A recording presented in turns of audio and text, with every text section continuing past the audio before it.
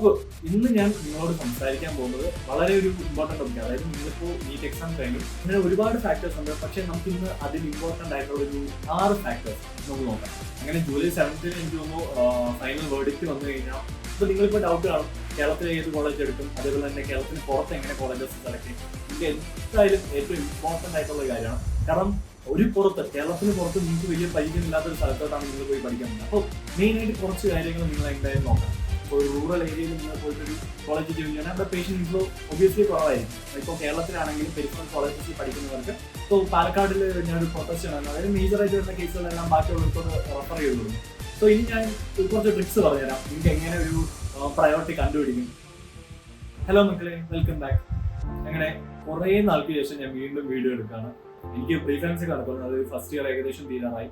അപ്പോൾ ഇന്ന് ഞാൻ നിങ്ങളോട് സംസാരിക്കാൻ പോകുന്നത് വളരെ ഒരു ഇമ്പോർട്ടൻ്റ് ടോപ്പിക്. അതായത് നിങ്ങളിപ്പോൾ നീറ്റ് എക്സാം കഴിഞ്ഞു, അങ്ങനെ ജൂലൈ 7th എനിക്ക് തോന്നുന്നു ഫൈനൽ വേർഡിക്റ്റ് വന്നു കഴിഞ്ഞാൽ ഇനി ഒരു റീ എക്സാം ഉണ്ടാവും, അല്ലെങ്കിൽ ലൈക്ക് അതേപോലെ 1500 ആൾക്കാർക്ക് എക്സാം നടത്തിയതിന്റെ റിസൾട്ടും കൂടെ ആഡ് ചെയ്തൊരു പുതിയൊരു റിസൾട്ട് വരുമോ, ലൈക്ക് എല്ലാം അറിയാൻ പറ്റുന്ന ഒരു ജൂലൈ 7th ഒക്കെ ആവുന്ന ആ ടൈമിലായിരിക്കും. ബട്ട് അത് കഴിഞ്ഞിട്ട് ഉടനെ തന്നെ എന്തായാലും ഇനിയിപ്പോൾ എക്സാം ഇല്ല എങ്കിൽ കൗൺസിലിംഗ് പ്രോസസ് ഒക്കെ സ്റ്റാർട്ട് ചെയ്യും. അപ്പോൾ നിങ്ങളിപ്പോൾ ഡൗട്ട് കാണും, കേരളത്തിലെ ഏത് കോളേജ് എടുക്കും, അതേപോലെ തന്നെ കേരളത്തിന് പുറത്ത് എങ്ങനെ കോളേജസ് സെലക്ട് ചെയ്യും. അപ്പോൾ ഞാൻ ഇന്ന് പറയാൻ പോകുന്നത് കേരളത്തിന് പുറത്ത് എങ്ങനെ ഒരു കോളേജ് ചൂസ് ചെയ്യുന്നതാണ്. ഞാൻ കേരളത്തിന് പുറത്ത് ഹൈദരാബാദിലുള്ള ഒരു കോളേജിലാണ് പഠിക്കുന്നത്. അപ്പോൾ ഞാൻ ഇവിടെ കയറുന്ന സമയത്ത് ഞാൻ എന്തൊക്കെ ക്രൈറ്റീരിയ ലൈക്ക് നോക്കിയിട്ടാണ് ഈ ഒരു കോളേജ് ചൂസ് ചെയ്തത്, അങ്ങനത്തെ കുറച്ച് കാര്യങ്ങളാണ് ഈ വീഡിയോയിൽ പറയുന്നത്. അതിലേക്ക് നിങ്ങൾക്ക് എന്തായാലും ഏറ്റവും ഇമ്പോർട്ടൻ്റ് ആയിട്ടുള്ള കാര്യമാണ്. കാരണം കേരളത്തിന് പുറത്ത് നിങ്ങൾക്ക് വലിയ പരിചയമില്ലാത്തൊരു സ്ഥലത്തോട്ടാണ് നിങ്ങൾ പോയി പഠിക്കാൻ പറ്റുന്നത്. അപ്പോൾ മെയിനായിട്ട് കുറച്ച് കാര്യങ്ങൾ നിങ്ങൾ എന്തായാലും നോക്കണം. ഇപ്പോൾ നമ്മൾ കോളേജിന്റെ അക്കാഡമിക്സ് മാത്രം നോക്കി പോയിട്ട് കാര്യമുണ്ടോ, അങ്ങനെ ഒരിക്കലല്ല. കോളേജിന്റെ അക്കാഡമിക്സിനെ പോലെ തന്നെ ഇമ്പോർട്ടൻ്റ് ആയിട്ടുള്ള പല ഫാക്ടേഴ്സ് ഉണ്ട്. അപ്പോൾ എല്ലാ ഫാക്ടേഴ്സും നമ്മൾ നോക്കി കഴിഞ്ഞാൽ ലൈക്ക് അവിടെ പഠിക്കുന്ന സമയത്താണെങ്കിലും നമുക്ക് ചൂസ് ചെയ്തത് ഒരു റിഗ്രറ്റ് ആവാതിരിക്കത്തുള്ളൂ. നിങ്ങൾ എങ്ങനെയാണ് ആ ഒരു ക്രൈറ്റീരിയ ചൂസ് ചെയ്യേണ്ടതെന്നും അതേപോലെ തന്നെ ഏതായിരിക്കണം നിങ്ങളുടെ പ്രയോറിറ്റി ഓർഡർ, നിങ്ങൾ എങ്ങനെ അതിലൊരു ഫൈനൽ പ്രയോറിറ്റി ഓർഡർ നിങ്ങൾ എങ്ങനെ സെറ്റ് ചെയ്യുമെന്നുള്ളത് നമുക്ക് നോക്കാം. അങ്ങനെ ഒരുപാട് ഫാക്ടേഴ്സ് ഉണ്ട്, പക്ഷെ നമുക്ക് ഇന്ന് അതിൽ ഇമ്പോർട്ടൻ്റ് ആയിട്ടുള്ള ഒരു 6 ഫാക്ടേഴ്സ് നമുക്ക് നോക്കാം. ഒന്നാമത് എന്തായാലും ഏറ്റവും ഇമ്പോർട്ടൻറ്റ് അക്കാഡമിക്സ്, രണ്ടാമത് location of the college, third transportation facility, fourth എന്ന് പറയുന്നത് കോളേജിന്റെ ലൈക്ക് എക്സ്പോഷർ, അതായത് എക്സ്പോഷർ ടു പേഷ്യൻസ്, ഫിഫ്ത്ത് എന്ന് പറയുന്നത് കോളേജ് എസ്റ്റാബ്ലിഷ് ആയിട്ടുള്ള ഇയർ, സോ അതൊരു ഇമ്പോർട്ടൻറ്റ് ഫാക്ടറാണ്. ആൻഡ് സിക്സ്ത് ആൻഡ് ലാസ്റ്റ് ആയിട്ട് നമ്മൾ നോക്കാൻ പോകുന്ന ഫാക്ടർ കോളേജിന്റെ ഇൻഫ്രാസ്ട്രക്ചർ, അതേപോലെ തന്നെ ഹോസ്റ്റൽ ഫെസിലിറ്റീസ്. സോ ഈ 6 ക്രൈറ്റീരിയാസ് നമ്മൾ നോക്കിക്കൊണ്ട് വേണം ഒരു കോളേജിന്റെ പ്രയോറിറ്റി ഓർഡർ നമ്മൾ ചൂസ് ചെയ്യാനായിട്ട്. So first of all coming to അക്കാഡമിക്സിൽ നമ്മൾ എന്താണ് ഇമ്പോർട്ടൻറ്റ്, ലൈക്ക് കോളേജിൽ അത്യാവശ്യം നല്ലതായിട്ട് പഠിപ്പിക്കുമോ, അതേപോലെ തന്നെ ഫാക്കൽറ്റീസിന് അത്യാവശ്യം നമ്പർ ഓഫ് ഫാക്കൽറ്റീസ് ഉണ്ടോ, അതായത് ഇനഫ് ആയിട്ടുള്ള ഫാക്കൽറ്റീസ് ഉണ്ടോ എന്ന് നോക്കണം. അപ്പോൾ ഒരു കോളേജിൽ ആദ്യം കയറുന്നതിന് മുന്നേ നമ്മൾ എന്തായാലും അക്കാഡമിക്സിന് ഇമ്പോർട്ടൻസ് കൊടുക്കണം. കാരണം നമ്മൾ പ്രൈമറി ഒബ്ജക്റ്റീവ് എന്ന് പറയുന്നത് നല്ലൊരു ഡോക്ടർ ആവുക എന്നതായതുകൊണ്ട് നല്ല അക്കാഡമിക്സ് ഉള്ള ഒരു കോളേജ് ആയിരിക്കും ചൂസ് ചെയ്യുന്നത്. സോ ലൊക്കേഷൻ ഇമ്പോർട്ടൻറ്റ് ഫാക്ടറാണ്. അതായത് ഇപ്പം നിങ്ങൾ റൂറൽ ഏരിയയിലുള്ള ഒരു കോളേജിലോട്ടാണ് ജോയിൻ ചെയ്യാൻ പോകുന്നതെങ്കിൽ ഒബ്വിയസ്ലി അവിടെ പേഷ്യൻ്റ് ഔട്ട്കം കുറവായിരിക്കും, അതായത് പേഷ്യൻസ് കുറവായിരിക്കും. ഇപ്പോൾ ഒരു പർട്ടിക്കുലർ ഡിസീസ് ആയിട്ട് നമുക്ക് അതിൻ്റെതായ ഒരു എക്സ്പോഷർ കിട്ടത്തില്ല. So location matters. Thickly populated ആയിട്ടുള്ള ഒരു സിറ്റിയിൽ ഒരു മെഡിക്കൽ കോളേജ് നിങ്ങൾ ചൂസ് ചെയ്യുകയാണെങ്കിൽ അവിടെ ഒബ്വിയസ്ലി എന്തായാലും അത്യാവശ്യം നല്ല പേഷ്യൻ്റ് ഫ്ലോ ഉണ്ടാവും. അപ്പോൾ അത്യാവശ്യം എല്ലാ ഡിസീസസുള്ള ലൈക്ക് നമുക്കൊരു ഹാൻഡ്സ് ഓൺ എക്സ്പീരിയൻസ് കിട്ടും. സോ സെക്കൻഡ്ലി എന്തായാലും ഇമ്പോർട്ടൻ്റ് ആയിട്ടുള്ള ഒരു ഫാക്ടറാണ് നമ്മുടെ ലൊക്കേഷൻ. തേർഡ് ആയിട്ട് ഇമ്പോർട്ടൻ്റ് ആയിട്ടുള്ള ഒരു കാര്യമാണ് ട്രാൻസ്പോർട്ടേഷൻ. സോ നമ്മളിപ്പോൾ കേരളത്തിന് പുറത്തുള്ള ഒരു കോളേജിലാണ് പഠിക്കുന്നത്. കേരളത്തിന് പുറത്തുള്ള ഒരു കോളേജിൽ പഠിക്കുക എന്ന് പറയുമ്പോൾ അവിടെ നിന്ന് തിരിച്ച് നമ്മുടെ നാട്ടിലേക്ക് പോകാനായിട്ടുള്ളൊരു ലൈക്ക് ട്രാവലിംഗ്, അതേപോലെ തന്നെ അവിടെ നിന്ന് പല സ്ഥലങ്ങളിലേക്കും ഇപ്പോൾ ഒരു ജസ്റ്റ് ഒന്ന് ചില്ല് ചെയ്യാനായിട്ടാണെങ്കിലും അല്ലെങ്കിൽ കറങ്ങാൻ പോകാനാണെങ്കിലും നമുക്ക് ട്രാൻസ്പോർട്ടേഷൻ എന്തായാലും ഇമ്പോർട്ടൻ്റ് ആണ്.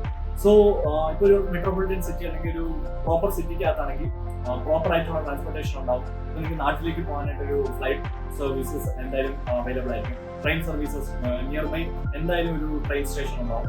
So obviously transportation is very important. So ഒരു റൂറൽ ഏരിയയിലുള്ള ഒരു കോളേജാണെന്ന് ചോദിച്ചിട്ടുണ്ടെങ്കിൽ നിങ്ങൾ മെയിൻ ഒരു സിറ്റിയിൽ വന്നിട്ട് വേണമായിരിക്കാം അവിടെ നിന്ന് അടുത്ത് പിന്നെയും കൂടുതൽ നിങ്ങൾ ട്രാവൽ ചെയ്യണം. സോ ഒബ്വിയസ്ലി ഒരു പെരിഫറൽ കോളേജസ് ചൂസ് ചെയ്യുന്നതിനേക്കാളും എന്തുകൊണ്ടും നല്ലത് ഒരു സെൻട്രൽ കോളേജ്, അതായത് സിറ്റിക്കകത്തുള്ള ഒരു കോളേജ് ഫസ്റ്റ് പ്രിഫറൻസ് ആയിട്ട് കൊടുക്കുക, എന്നിട്ട് നിങ്ങൾ അടുത്തോട്ട് പോകാം.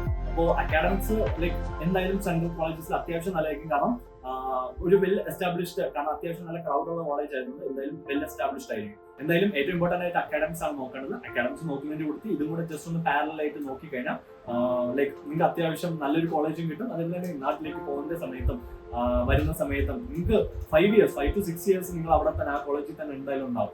അപ്പോൾ ഇത്രയും നാൾ നിങ്ങൾ ട്രാവൽ ചെയ്യാനുള്ളതാണ്. സോ അത് നമ്മൾ മുന്നേ കണ്ടുകൊണ്ട് നല്ലൊരു കോളേജ് ചൂസ് ചെയ്യണം. So coming to the 4th point, establish ആയിട്ടുള്ള ഇയർ. അതായത് ഇപ്പോൾ ഫ്രഷ്ലി എസ്റ്റാബ്ലിഷ്ഡ് ആയിട്ടുള്ള ഒരു കോളേജ് ആണെങ്കിൽ അവിടെ പല ഫെസിലിറ്റീസും കുറവായിരിക്കും. ഒന്നാമത്തെ ഏറ്റവും എനിക്ക് അത് നെഗറ്റീവായിട്ട് തോന്നുന്നത് വെച്ചാൽ സീനിയേഴ്സ് ഉണ്ടാവത്തില്ല. നമ്മളെ ഗൈഡ് ചെയ്യുന്ന സീനിയേഴ്സ് ആണ്. നിങ്ങളിപ്പോൾ ഒരു പുതുതായിട്ടൊരു തുടങ്ങിയ ഒരു കോളേജിൽ കയറുകയാണെങ്കിൽ നിങ്ങൾ ഒരു ബാച്ച് സീനിയേഴ്സ് ആയിരിക്കും ചിലപ്പോൾ നിങ്ങളുടെ മുകളിൽ ഉണ്ടാകുന്നത്. ചിലപ്പോൾ നിങ്ങളുടെ മുകളിൽ സീനിയേഴ്സ് ഉണ്ടാകത്തില്ല, കാരണം നിങ്ങളായിരിക്കും ഫ്രഷ് ആയിട്ട് തുടങ്ങുന്ന ബാച്ച്. സോ അതിൻ്റെതായ പ്രശ്നമുണ്ട്. അതായത് നിങ്ങളെ ഗൈഡ് ചെയ്യാൻ പോകുന്നത് നിങ്ങളുടെ സീനിയേഴ്സ് ആണ്. ഇപ്പോൾ ഞാൻ പഠിക്കുന്ന ഈ കോളേജിൽ എൻ്റെ മുകളിലെ 5 ബാച്ചിലും സീനിയേഴ്സ് ഉണ്ട്. സോ മലയാളി സീനിയേഴ്സ് ഉണ്ട്. അതുകൊണ്ട് ഇപ്പോൾ ഞങ്ങൾക്ക് എന്തെങ്കിലും പ്രശ്നം ഉണ്ടെങ്കിലും അല്ലെങ്കിൽ എക്സാമിന് ഏതെങ്കിലും പോർഷൻസ് പ്രശ്നം ലൈക്ക് പഠിക്കാൻ പറ്റാതെ ഉണ്ടെങ്കിൽ അവർ എന്ത് ചെയ്യും, നമ്മളെ വിളിച്ചിട്ട് നിങ്ങൾക്ക് എന്താണ് ഡൗട്ട്, നമുക്കത് ക്ലിയർ ചെയ്ത് തരും. അതേപോലെ എന്ത് ആവശ്യം ഉണ്ടെങ്കിലും നമ്മുടെ കൂടെ നിൽക്കുന്ന സീനിയേഴ്സ് ഉണ്ടാവും. സോ ഒരു പുതുതായിട്ട് എസ്റ്റാബ്ലിഷ് ആയിട്ടുള്ള ഒരു കോളേജിൽ കട്ട് ഓഫ് കുറവായിരിക്കും. ബട്ട് സ്റ്റിൽ നിങ്ങൾക്ക് വേറൊരു അതായത് ഒരു 3-4 വർഷം അറ്റ്ലീസ്റ്റ് മുന്നേ തുടങ്ങിയിട്ടുള്ള ഒരു കോളേജ് ആണ് എങ്കിൽ അത് ചൂസ് ചെയ്യാനായിട്ട് നോക്കുക. അത് കഴിഞ്ഞ് ബാക്കിയുള്ള കോളേജസ് വെച്ചാൽ മതി. അതേപോലെ 5th ആയിട്ട് ഇമ്പോർട്ടന്റ് ആയിട്ടുള്ള ഒരു കാര്യമാണ് പേഷ്യന്റ് ഇൻഫോ. അതായത് അത്യാവശ്യം നല്ല പേഷ്യൻസ് ഉണ്ടെങ്കിൽ നമുക്ക് ഒരു നല്ലൊരു എക്സ്പീരിയൻസ് ആയിരിക്കും. അതായത് നമ്മൾ പോസ്റ്റിങ്ങിന് പോകുന്ന സമയത്തും നമ്മൾ കാണാത്ത ഡിസീസസ് ഒന്നും ഉണ്ടാകത്തില്ല. അതായത് എല്ലാ ഡിസോർഡേഴ്സും ഉള്ള ആൾക്കാരെ നമ്മൾ കാണും. സോ നമുക്ക് എല്ലാത്തിലും ഒരു എക്സ്പീരിയൻസ് ആവും. സോ നമ്മൾ ഇന്റേൺഷിപ്പ് ചെയ്യുന്ന സമയത്താണെങ്കിലും അത് കഴിഞ്ഞിട്ട് ബോണ്ട് ചെയ്യുന്ന സമയത്താണെങ്കിലും അല്ലെങ്കിൽ വേറൊരിടത്ത് വർക്ക് ചെയ്യുന്ന സമയത്താണെങ്കിലും നമ്മൾ കണ്ടിട്ടില്ലാത്ത ഒരു ഡിസീസ് നമുക്ക് കാണാൻ വഴിയുണ്ടാവില്ല.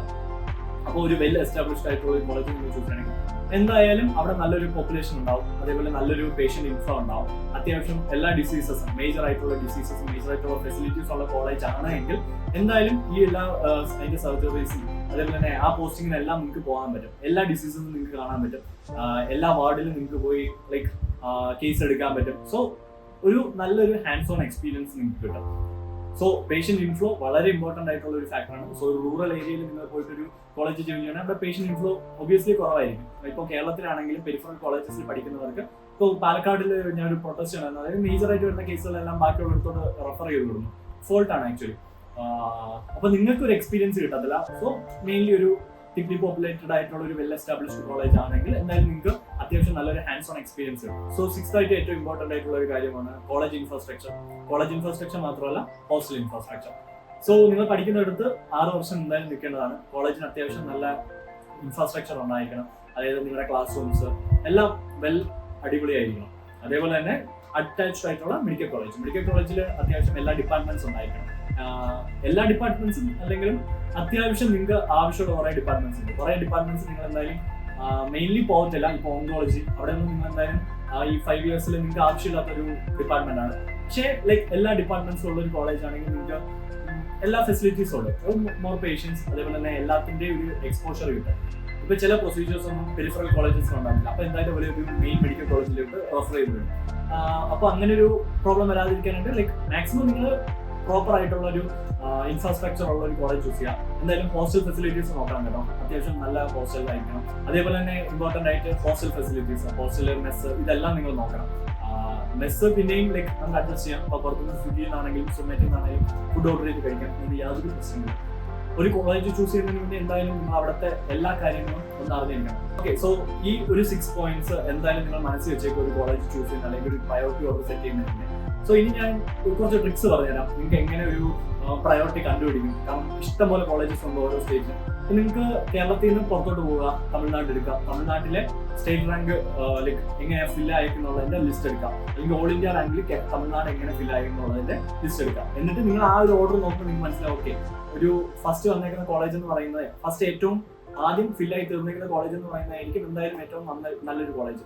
അത് കഴിഞ്ഞിട്ട് അതിന്റെ ഓർഡേഴ്സ് നോക്കാം. അതേപോലെ തന്നെ ഇപ്പൊ തമിഴ്നാട് തന്നെ ഫുള്ള് നിങ്ങൾ വെക്കണമെന്നില്ല. തമിഴ്നാട്ടിലെ കുറച്ച് കോളേജസ് നല്ല കോളേജസ് വെക്കുക. അത് കഴിഞ്ഞ് കർണാടകയിൽ വെക്കുക. അതേപോലെ തന്നെ നിങ്ങൾ ആന്ധ്രയിൽ വെക്കുക, തെലങ്കാനയിൽ വെക്കുക.